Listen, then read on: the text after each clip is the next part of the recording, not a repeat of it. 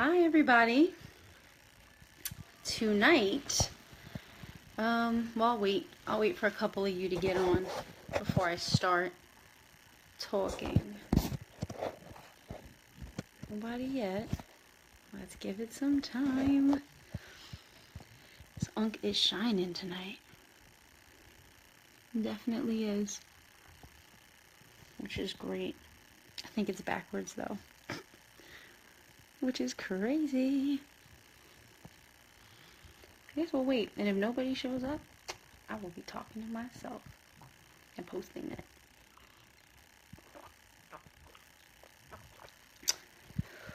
This is good.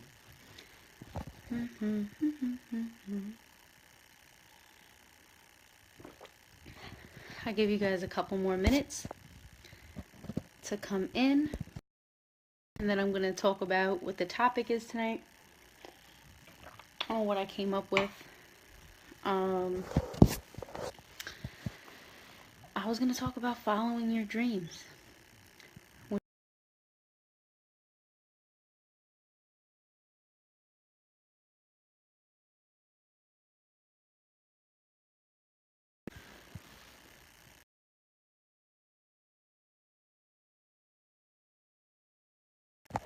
Okay. Hi, sorry. I'm having a connection issue because of the rain. Alright, so I guess we'll get started. Me and whomever I'm speaking with. Yeah. Following your dreams. The first thing I wanted to discuss was something that I think we all go through, and it's other people, and it's a big hindrance. And it's basically other people not believing in your success. And just some tea, Jonathan. But you know I had to get a fly cup for my tea with a gold handle.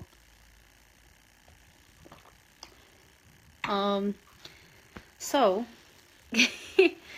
anyway, other people not believing in your success. Something that I think everybody goes through. And before you even get to the stage where you're even pursuing something in life, I think we all go through a stage where you're finding yourself, and while you're going through that stage, you're going to try things, figure out what works for you, and figure out what doesn't work for you. And what works for one person may not work for somebody else. There might be somebody who loves carpentry, or who loves painting or writing, or anything, and that might not be your lane, but you have to try a couple different things in order to understand what your lane really is. So it's definitely, once you go through that stage where you try a couple different things and then you figure out what works for you and what resonates with you as a human being, the next stage, when you start pursuing your dreams, other people are going to feel that energy, where you don't really care what other people are saying about you, and you don't really care. Oh, and hi to everybody who just joined. Where you don't really care what other people are saying about you, and you don't really care how other people feel about what you're doing. They might feel insecure now that they don't know what they want to do, or they're doing something that makes them unhappy, and you're pursuing your passion in life. So other people are not gonna always believe in your success. Part of what you can do. Hi, Andreas. Part of what you can do is ignore negative attitudes. And I think for a lot of us that ties in with even close friends and close family members. Sometimes you gotta just put them out of your mind, realize the situation for what it is, and ignore their attitude. Because it's not your problem that they feel uncomfortable with you doing what you need to do with your life. Hi, Amar. Oh, happy birthday.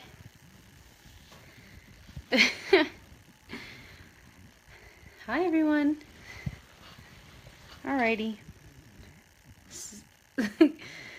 So, ignore the negative attitudes. And a big thing I think that everybody deals with is that your family members are the first ones to hate on you. They're the worst haters. They are just, your family members will not support you and be totally vile. And you don't choose your family. You're welcome, Amar. You don't choose your family, but you do choose your future. And even if you have to live with a family member while you're getting on your feet, don't feel bad about it. Understand where you're going and what you want to do with your life. And you're actually going to, as you move forward, you're actually going to resonate with other people who are on the same level as you. So don't get mad that your family members don't support you. They don't have to support you. You didn't even pick your family. You could throw them away. Charge them. Just charge them. Hi, Hector. Just charge your family members sometimes. My cousin Hector, that just joined the room, he's the truth. And he's very supportive, and he always wants my best interest. Now, people like that, you definitely want to keep with you, and you want to have them riding for you throughout your journey. Because they're going to be the ones that, whether you're successful or whether you're failing, they're going to be there for you, and they're going to be the ones that are going to support you through it. And you need that. So resonate with those people.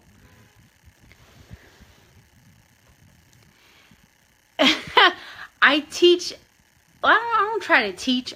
I'm speaking from my life experiences here. This is what I go through in my life, and these are the things that I really think about all the time. And that's why I like going live, because I like being able to share my point of views with other people. And I really just, you guys, hit me up, share your point of views with me. I'll be more than happy to listen. Let's work together. Let's create a better world for everybody, you know? Another topic that goes with everything else we've been talking about is staying focused and finding yourself. Staying focused for everybody can be really, really hard. And it's worse. It's worse when you keep trying. I've done this so many times. You keep trying and you keep failing. And you're like, I don't know what's wrong with me. You'll feel like, I don't know what's wrong with me. Am I not good enough? And it could be a number of things. One thing it could be is that what you're doing is actually not for you. Therefore, you'll never be successful at it. That's one thing. Another thing could be that you just haven't found the formula that works for you yet. So it's really, really important when you're really pursuing your passion and you really want to be successful to go through different formulas. And even when you're investing, I've been reading a lot on investing. I never thought investing and dealing with money could actually be so interesting. But what I've learned so far with investing is that you got to stick with something. And that's for anything in life. You got to stick with something and try it in order to be good at it and end up being actually successful at what you're doing. What are you drinking, Amar? So yeah, definitely stick with whatever you're doing and keep trying. At some point, you'll know whether it's for you or not. If you're not doing it long enough, you'll never know. And you're going to make mistakes. There's always a learning curve. All right. So, Khalid, you missed it. We were talking about family and how sometimes family could be your worst enemy. I know my buddy Khalid, he's been through a lot with his family, if he doesn't mind me saying it. And he's been resilient, and I'm very proud of him for that. So, something else we could talk about is moving quietly. A lot of people, and I think this is a stage that everyone goes through, especially when you're younger or when you're just starting. Especially when you're younger and you're just starting. You get so excited. Day Day's here. Day Day, what's good, homie?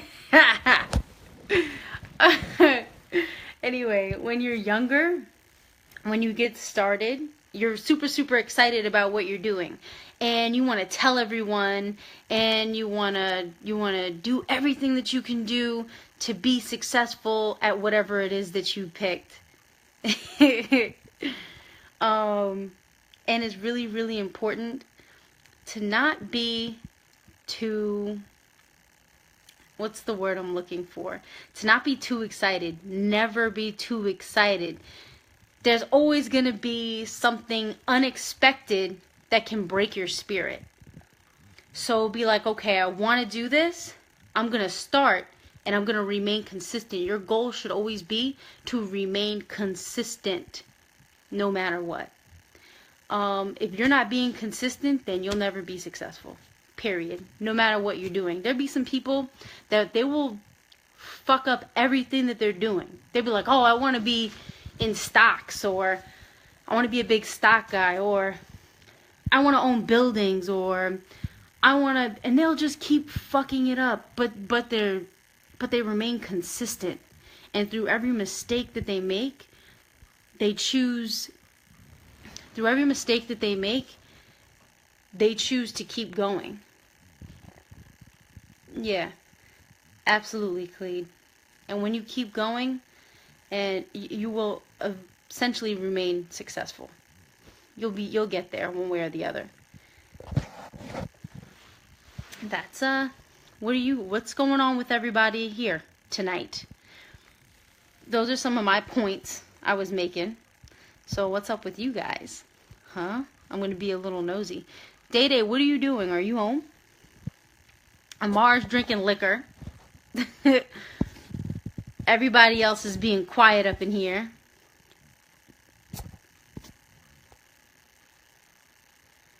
Confused on ordering food? You should probably just cook, homie. Damn, dog. You went and took the kids' ices out of the fridge? Heck. Cuban good? Cuban food. Alright, alright. Klee, go get a Cuban sandwich, matter of fact.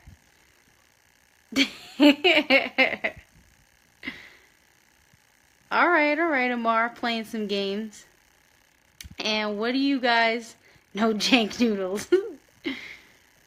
Oh, I'm in the crib, not bored, because I'm chatting with y'all. And I got some stuff to do when I'm done with this. Oh, my photo shoot, guys, is coming up still. I had to move the date. It was supposed to be this Friday. It's actually going to be the following Friday. Oh, you're in North Carolina. North Carolina sucks. You might as well buy some books. Buy some books and some good movies. And I think you'll make it. How come you're not up in New York, Day Day? Come back.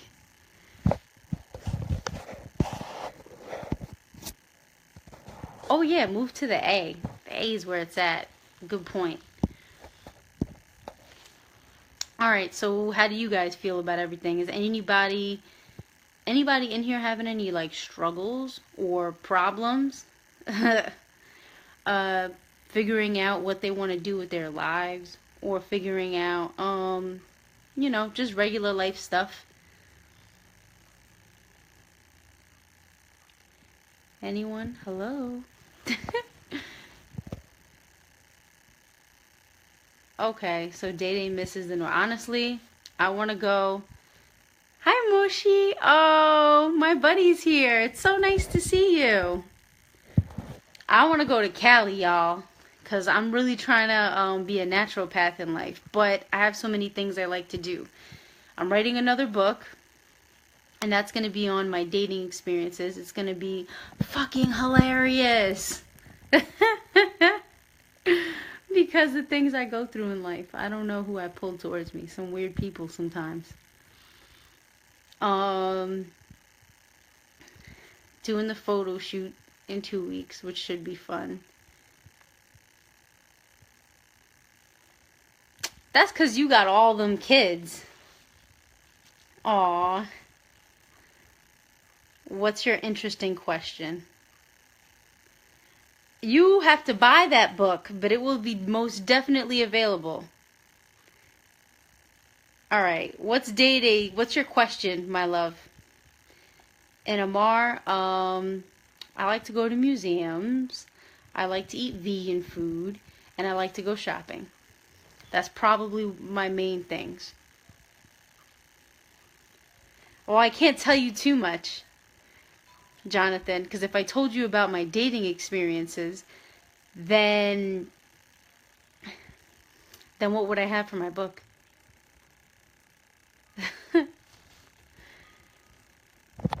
And Data didn't ask us his question yet, so we're waiting on you, my dear love.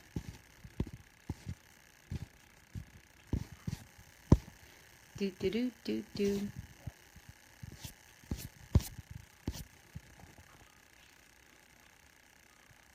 Marks? Shut the hell up, Khalid. I think I yell at you every time I go live. Usually you say some funnier stuff. Today you're being corny though, so you're not so funny. Ha.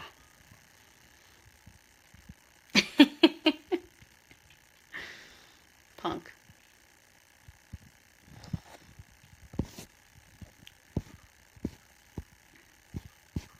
I can't wait till... Oh, the fuckery. Just a little snippet? Nah. Some of them are so... Some of my stories are so bad. They're like so bad, but they're so good. Alright, I'll tell you guys one story, since you're harassing me. Plus, I told a lot of people this story. Khalid knows this story. My cousin doesn't know this story, but he's going to find out right now. You know a couple, but I don't know if you know... No, you might know this one. I don't know. Okay, so... Alright, so boom. Writer and aspiring entertainer. Alright, so Day says he's a writer and aspiring entertainer and wants to become an all-around powerhouse in entertainment. However, he suffers from severe writer's block. Okay, so Day, I'm going to give you some awesome advice that somebody who's a writer told me. In order to write, you have to live life. There is no such thing as writer's block. Writer's block is a figment of your imagination. The reason why your creative energy isn't flowing is because you're not just living life. All you need to do to write is to live life. That's it. Simple as that. So take a break from writing and live your life a little bit. Watch videos, get different points of view from different people. Keep your mind very open to different people's point of views, because you're not going to agree with everyone, but everybody has something to offer. So I hope that helps. All right, now I didn't forget. On with the story. So basically, I went on a date with this guy. I don't even remember where I met him at this point. I went on a date with this guy last summer. He was from Brooklyn, I think. I was working at this bar in Long Island City. Sorry, ew. And I got off of work early. So I got off of work early. I met up with him, and he was like, "What do you want to do?" Which bothered me, because I think that men should plan a date. Like, men these days do not know how to court. They don't know how to plan dates, and they're not creative. And I think it's because there's too many hoes out there. Not that there's anything wrong with hoes. Everybody gets it popping at one point or another, and there are certain people in your life. That you know that the only thing you guys are ever gonna do is hook up, and that's it, and that's fine. But when you're actually genuinely interested in someone, and you go out on a date with them. He had no idea what he wanted to do. So I was like, you know what? I want to go eat some vegan food. I wanted to try a vegan restaurant. I tried one recently by Chloe in Manhattan that was fantastic. And it wasn't really like a restaurant. Good job. That's good, Day. I'm happy I could help. Too many hoes. Jonathan, there are too many hoes. The market is saturated. Too many girls just give it up too easy. So, you're welcome, Day. Too many girls give it up too easy. So, it kind of fucks it up for the rest of us. Anyway, so I said I wanted to go to a vegan restaurant. So we go to this restaurant. I picked it out. It was some spot in Brooklyn, and it was cool. Their food was like mediocre. I would say mediocre. Their smoothies were amazing. So we go, we sit down, we eat. Now, this is where it gets weird.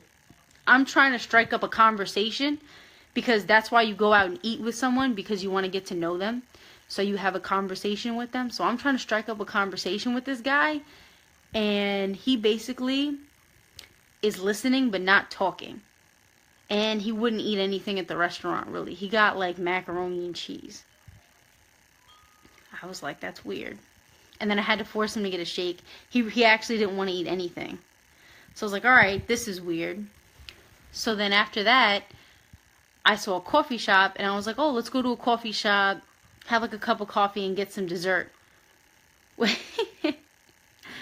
Alright, so I go, no, Khalid, you know the story. So I go, alright, let's, and he's like, oh, I know a place that has great coffee. I go, oh, really? He's like, yeah. He's like, I'll take you there. He's like, actually, it's on your way back to Long Island. He was driving me back to Long Island. I was like, alright, cool. So he had to get papers, rolled a whole blunt, smoked a whole blunt. I don't even smoke the whole time we're hanging out. Word. Well, he asked me what I wanted to do. He could have picked a good vegan restaurant, or he could have done a show on Broadway, or we could have done so many things. But he wanted to do, I don't know, whatever I wanted to do. He was a little lost in the sauce. Anyway, this isn't even the best part of the story. Anyway, he goes, oh, I know a place. It has great, thank you. Anyway, he said, I know a place. It has great coffee. He already smoked, mind you, he already smoked a blunt. Then he started trying to make out with me. And you know, I was okay with kissing him. He wasn't really that good of a kisser, so it wasn't that interesting for me. But he kept trying to touch me, so I kept having to hit him with a, yo, back the fuck up. Like, I don't even know you like that, homie. You need to chill. So then he smokes his blunt. We start driving back to Long Island. And I'm wondering where this place is. We're passing a bunch of exits. I'm like, what the fuck is he talking about? Actually, matter of fact, we didn't pass exits. We were just on our way out of the city still. He stops at a fucking Dunkin' Donuts. He stops at a Dunkin' Donuts. Anyway, he stops at a Dunkin' Donuts, and the Dunkin' Donuts is on your way to the airport. Everybody's been there because it's on your way to the airport. He's like, oh, they have the best coffee. Check this shit out. So we get to the register. He hands me a wad of cash and goes, pick whatever you want. I'm like, bro, this is fucking Dunkin' Donuts. Even if I bought one of everything, you're not even going to spend $30. So what the fuck are you doing? Plus, I didn't even want fucking Dunkin' Donuts, dude. Really? Like, couldn't have been Starbucks at least? Anyway, so I was like, alright, whatever, this is weird. So I get my coffee. I got like a pastry. We get back in the car. So we get back in the car. We're driving now. The whole ride pretty much is of no consequence. We get to Long Island. We're a town over from where I live. And the roads are kind of dark, right? So we're a town over from where I live. The roads are a little dark. Then all of a sudden, he has all these conversational skills. And I'm like, this whole time, so I'm thinking maybe he was nervous or something. The whole time I'm talking to this guy, he really didn't say much. Then all of a sudden, we get to Long Island and he starts talking. I'm like, this is weird. So he says, would you mind? He's still driving. Would you mind? I know you're almost home. Would you mind if I pulled over so we could talk some more? And I'm thinking, yeah, the conversation's good. Like, why not? I go, yeah, sure. So we start chatting. Then he starts trying to make out with me and all this other shit. And then, guys, he pulls it out. He pulled it. The it out. And he looks at me and he goes, what do you want to do with it? I was like, nothing. Get the fuck out of here. So he drives me home. He drops me off. And he drives me home. He drops me off. I got out of there as fast as I could. and I blocked his number. So, there's one story that will definitely be in the book. Because it was one of my most memorable ones too, because it was literally unbelievable. Who just pulls out their who just pulls it out and goes, "What are you going to do with it?" Huh? This guy had to have all kinds of STDs. This dude was walking around just burning. He had the fire stick. This motherfucker most definitely had the fire stick. Yeah. And he was trying to put that flame on me. And I was like, nah, get the fuck out of here. But yeah, that's my, he hit me with that. I don't know. I don't know if it's Drake and Josh game, Khalid. But he hit me with that. What are you going to do with it game? Brooklyn guys need to step their shit up. That's all I'm going to say. But yeah, I've had a couple experiences that were a little weird like that. And I had a couple like situations that were rough like that too. That I was just kind of like, what am I doing with this person? Let me keep it pushing. Crazy boyfriends, the whole 9 yards. I had a stage in my life for like, I want to say I had a stage in my life for a period of time, like a couple of months. Brooklyn is known as a thirsty borough. It just is what it is. I had a stage in my life for a couple months where I just dated a bunch of crazy dudes. Then I thought, you know what? Like, it was like every person I met was just crazy. And I was like, you know what? I think I need to chill out on the dating. So, after I took 2 months to just chill and focus on myself, I started meeting regular people again. But I don't know what it was that time in my life. I don't know. Maybe something was in the water. People were acting fucking insane. So, what's on the agenda for Sunday for you guys? It's supposed to be nice, I hear. Anybody out there? My phone's gonna die and I'm on live. I don't need cuz the men from church, first of all, men from church be the worst cheaters. Khalid's gonna work out. And men from church be the worst cheaters. They'd be like, girl, suck this dick in the name of Jesus. And you're like, what? Get the fuck out of here. Bye. And you know why men from church be the worst and be the biggest cheaters? Because they're trying too hard to be something that they're not. And they're not being natural. Anything that you do, morality-wise, is supposed to come from a place of integrity. Like if I was a cheater, why was it? Actually, I did cheat before. But I broke someone's heart. It was like kind of like the first time I really cheated on someone too. I broke someone's heart. And I decided that was it. I wasn't going to be a cheater anymore. Have I cheated since? Nope. It's called personal integrity.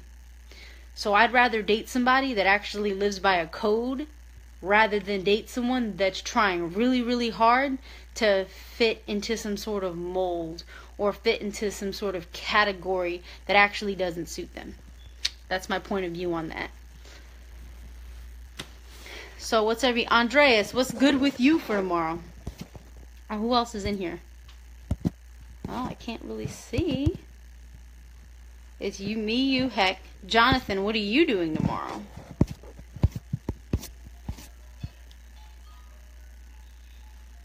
When? What boy ran out of church? I don't remember that. That was one of your bays. Wasn't me, homie.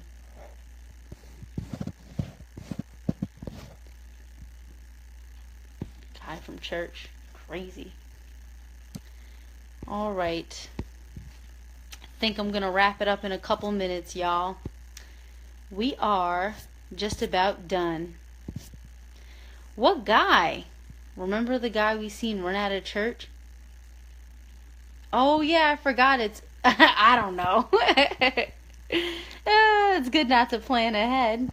I wish, honestly, don't think this is weird, I wish I could go for a walk in these woods near my house because they are just so beautiful. And I walk through there, my phone service doesn't work, so nobody can hit me up. and it's just relaxing. And Jonathan doesn't know. Andreas and Jonathan are going to be chilling. They're going to be macking. They're going to be slaying all these hoes on a Sunday. Yeah. Anyway. Oh, man, I love chatting with y'all. Andreas, stop, homie. Stop. See this face? Alright, guys. Well, mwah. And thank you, Heck. Tell your wife Happy Mother's Day. I will see you all next week, because I'm going to go live once a week. It's probably going to be Sunday night next week. Thank you, Andreas. Because I only did Saturday because Mother's Day is tomorrow, so y'all know my son's going to be home stressing me out. Anyway, I love you all. Thank you for your support. Thank you for following me. And I'm off on Monday, but I have some running around to do, Jonathan. And I really love you guys. Have a nice night. Bye.